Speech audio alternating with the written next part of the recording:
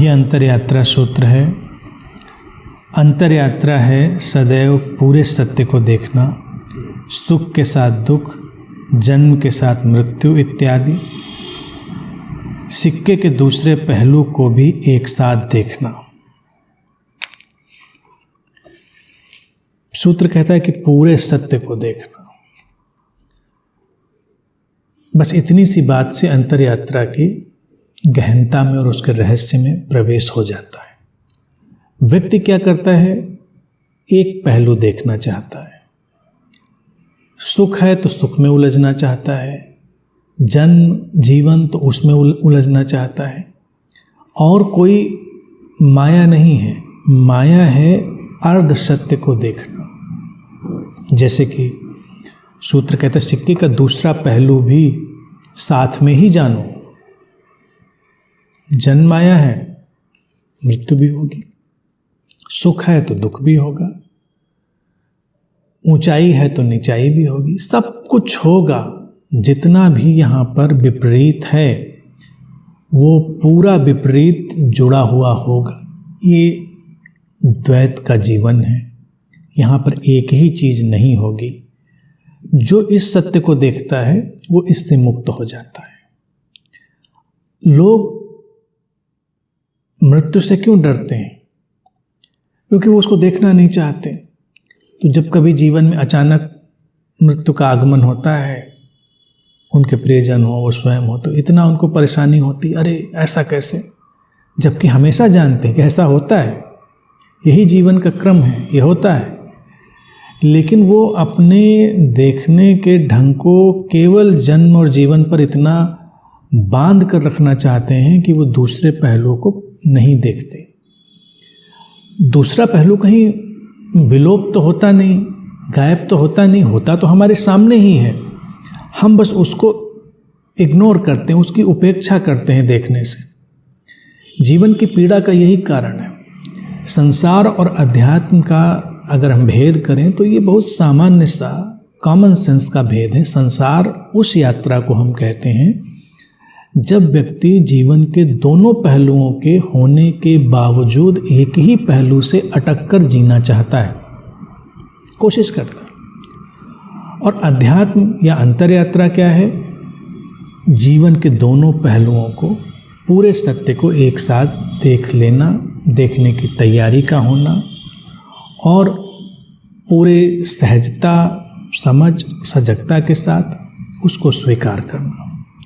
ये व्यक्ति को मुक्त करता है। बंधन पूरे सत्य को न देख पाने के कारण है, और मुक्ति पूरे सत्य को देख लेने से घटती है। इतनी सी बात है, कोई बहुत बड़ा इसमें मसला नहीं है बंधन और मुक्ति का। लोग कहेंगे बंधन क्यों आ रहे हैं? इसलिए आ रहे हैं। बंधन उनकी वासनाओं के कारण आ रहे हैं, बंधन उनकी माया के कारण आ रहे हैं, अज्ञान के कारण। अज्ञान, वासना, माया है क्या? चुनावों से घिर जाना, एक ही पहलू पर चिपकने की कोशिश करना।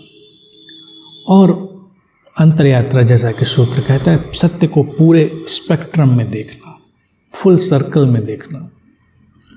तब कोई परेशानी नहीं। इससे अधिक शांति की अवस्था हो ही नहीं सकती जब हम पूरे सत्य को देखते। मिलन है तो बिछोह भी होगा। अब अगर हम मिलन के साथ ही बिछोह को, विरह को, विदा होने को भी याद रखें तो हम अपने मिलन को भी ज़्यादा आनंद से जी पाएंगे। कई बार लोगों को लगता है कि ऐसे कैसे, कहीं ये ज़्यादा हमको उदास तो नहीं बना जाएगा, ज़्यादा तनावग्रस्त तो नहीं बना जाएगा कि अगर हम मिले किसी से और अभी हम बिछड़ने को याद करने लगे। नहीं, हम उसको देखना नहीं चाहते, इसलिए हम तनाव में पड़ते हैं, तब हम मोहग्रस्त होते हैं। वो मोह इसीलिए आता है कि हम फिर हर मिलन के क्षण को पकड़ के रखना चाहते हैं। अगर हम जानते हैं कि ये होता ही है, मिला है व्यक्ति तो बिछड़ता भी है, तो स्वीकार घटता है। फिर हम सामने के क्षण को ज़्यादा तीव्रता से, गहनता से, तत्परता से, सजगता से, जीवंतता से जी पाते हैं। अगर हम इस बात को स्मरण नहीं रखते हैं तो देखिए परिणाम क्या होता है। हर व्यक्ति जीवन को इतना ऐसे जी रहा होता है जैसे कोई मतलब ही नहीं। बस तुम मिल गए, तुमको याद भी नहीं कि ये बिछोह भी लाएगा, बिछुड़न भी लाएगा कभी जीवन, तो तुम एक एक क्षण बर्बाद कर रहे हो। कभी ठीक से बात नहीं करते, कभी शांति से होते नहीं किसी के साथ, और एक दिन अचानक वो बिछोह घट जाता है तो बहुत संताप होता है।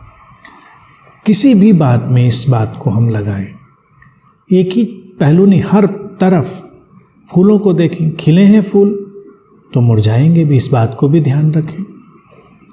अब कोई कहेगा कि खिलते ही फूल के मुरझाने का स्मरण क्या फूल के खिलावट का आनंद लेने में हमको रोकेगा? नहीं, बिल्कुल नहीं रोकेगा, बल्कि ज़्यादा तरोताज़ा होकर हमको उसका आनंद लेने की तरफ बढ़ाएगा। क्योंकि अगर हम उसको याद नहीं रखेंगे कि ये फूल मुरझाएंगे भी, तो हम खिले हुए फूलों का सत्कार भी नहीं करेंगे, उनका स्वागत भी नहीं करेंगे और उनको सहेजे और संभालेंगे भी नहीं। जैसे बच्चे आइसक्रीम खाने जा रहे हैं, कब छोटा सा उदाहरण देखें। अब सबको पता है, बच्चे को भी पता है कि देर करी तो आइसक्रीम पिघल जाएगी, तो वो उसको जल्दी से उसका आनंद लेने की कोशिश करता है। क्यों जल्दी से आनंद लेने की कोशिश करता है आइसक्रीम का? क्योंकि उसको पता है कि ये जो जमाई गई आइसक्रीम है ये जल्दी ही पिघलेगी। अगर वो दूसरे पहलू को याद ना रख पाए, यानी उसकी स्मृति में वो बात ना हो, तो रखी रहेगी, ध्यान भी नहीं देगा, सोचेगा अच्छा ठीक है अभी अभी खा लेते हैं, वो पिघल के पानी हो जाएगी, बेकार हो जाएगी, आइसक्रीम नहीं रहेगी, बेकार हो जाएगी। जीवन में हर चीज़ ऐसे ही पिघल रही है, विलीन हो रही है, गायब हो रही है। तो अगर हम उसको याद रखेंगे दूसरे पहलू को, तो हम तत्परता से उसी क्षण उसको जिएंगे और वही जीवन को दिव्यता देता है। जितना हम स्थगित करते चले जाते हैं, पोस्टपोन करते चले जाते हैं, उतना ही जीवन में हमारे अवसाद धीरे धीरे प्रवेश करता रहता है। अवसाद कोई ऐसी चीज़ नहीं है जो कहीं दूसरी दुनिया से आती, वो हमारे स्थगित कर दिए गए जीवन का ही परिणाम है।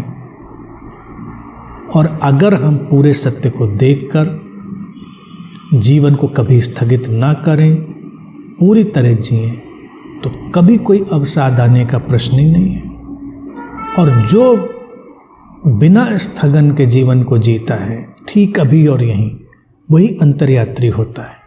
और जिस जीवन में पूरे सत्य का दर्शन और बिना स्थगित जीने की तत्परता आ जाती है, वही जीवन अंतर्यात्रा का जीवन हो जाता है।